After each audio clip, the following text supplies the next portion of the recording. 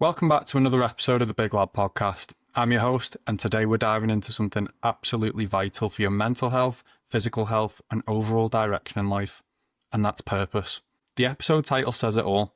You need to find purpose. Not just because it sounds good, not just because it makes for a strong title, but because I've been there. I've lived that foggy, flat period where nothing feels worth doing, when you're going through the motions but feel dead inside. I know a lot of you listening right now are right there. Maybe you've lost a bit of direction, maybe you feel stuck, unmotivated, like you're waiting for something to change but don't know what. This episode's going to cover it all. My personal experience of falling off track, how purpose affects men specifically, what the Stoics said about ambition and direction, how guys like Jocko Willink, Jordan Peterson and Joe Rogan think about growth, practical, actionable strategies to rediscover purpose. And I'm not talking fluff here, I'm talking raw, no BS life shifts. Because without purpose, you're rudderless, you drift, and drifting leads to despair. So grab a brew and a notebook, and let's take a deep dive into finding purpose. Let me paint a picture for you. For the last month, I've been completely off track. I've stopped going to the gym. I just didn't have it in me. I was wiped out from travelling with work, car journeys, flights, long days, meetings, drinking and going out to restaurants. You get back to the hotel and the last thing on your mind is hitting a gym session.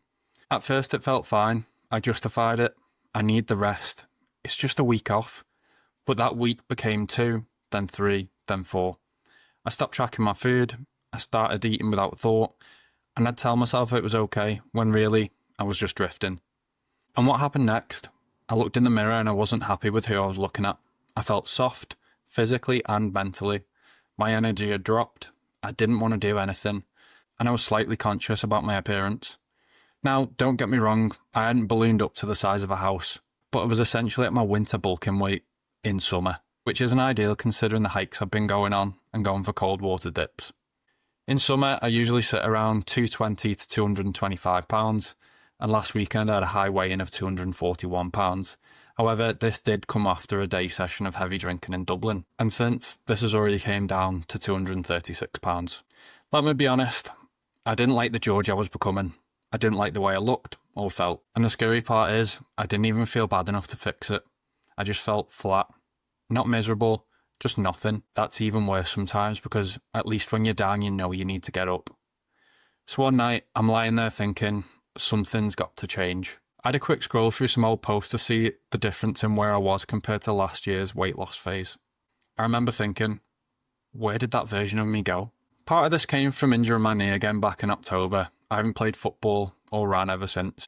I recently had an MRI scan to see where my knee is up to. If you didn't know, I have a fully torn ACL and torn meniscus, amongst a whole host of other issues from a football injury which started around 9.5 years ago. I got my MRI results back recently and was told I didn't need it operating on.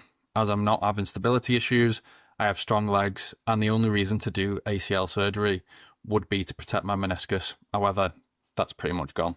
And right then, I knew I had to do something. I decided I need a mission, I need purpose, I need something to train for. So I'm signing up for the British Rowing Indoor Championships in December, something that I did back in 2023, and the October injury stopped me from doing in 2024. So that's it. One decision, one goal. And in that moment, everything shifted. I'm back in the gym, and I'm back training. Let's move on to something else that's been on my mind. Work. I started a new job not too long ago. I thought it'd be a step forward, but here's the thing. Once I got the hang of it, once I knew what I was doing, there was no learning curve, no real growth, and it's just rinse and repeat. I don't feel pushed. I don't feel alive. I feel like I'm doing the same dance every single day. Now, for some people, that's fine. You clock in, you do your job, you go home. But for a lot of men, especially high-performing men, or men who are trying to become high-performing, routine without challenge is poison. You need something that pulls out the best of you, that stretches you, that may even scare you a little bit. Because without challenge, you start to drift into comfort. And comfort, when it's unchecked, leads to boredom.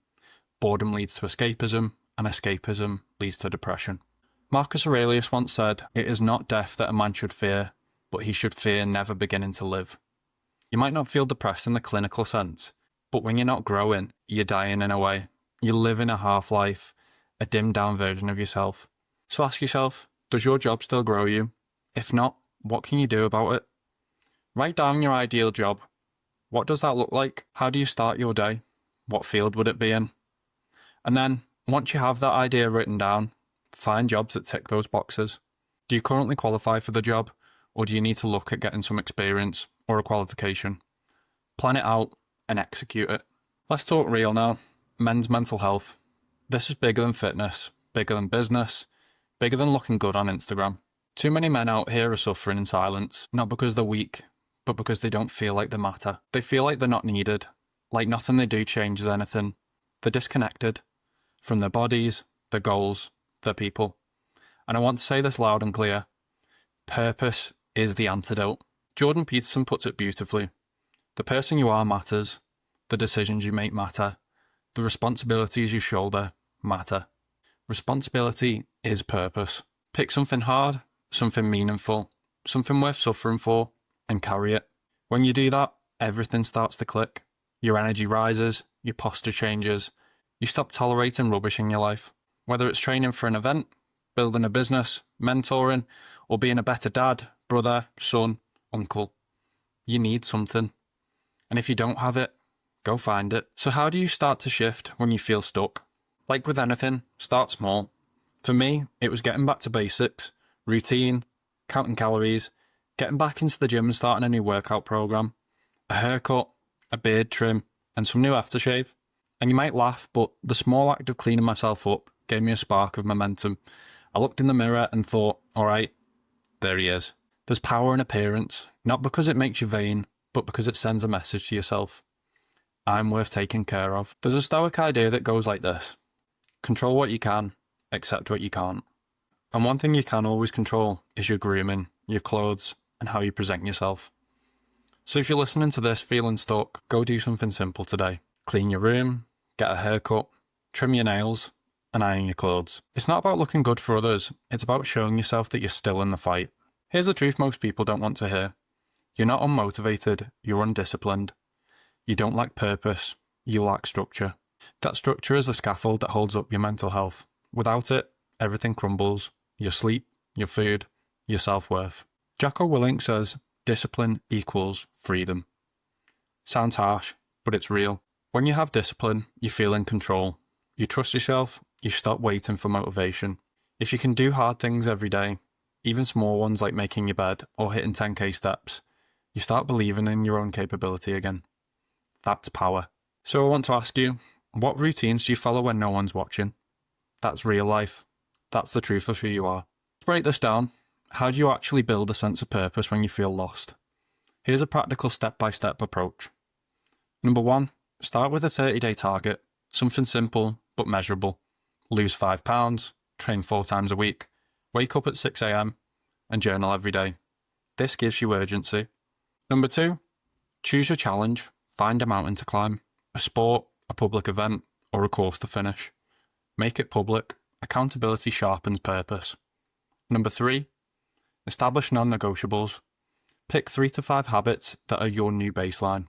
No phone before 8 a.m, a daily walk, meal prep Sundays, and cold showers. Number 4, create a brotherhood. Get around people who are striving.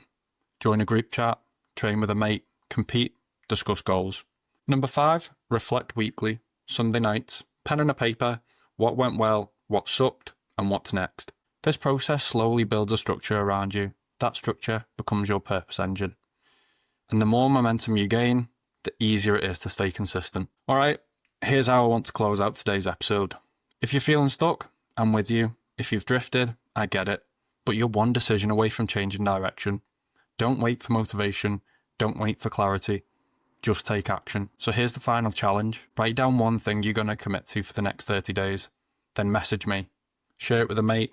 Make it real. Because when men find purpose, we don't just transform ourselves. We transform our families, our friendships, our future. You've been listening to the Big Lad Podcast. Until next time, keep striving, stay sharp, train hard, build discipline, and carry your weight with pride. If you've enjoyed this one, drop a like. If you're new, subscribe, and I will see you in the next one.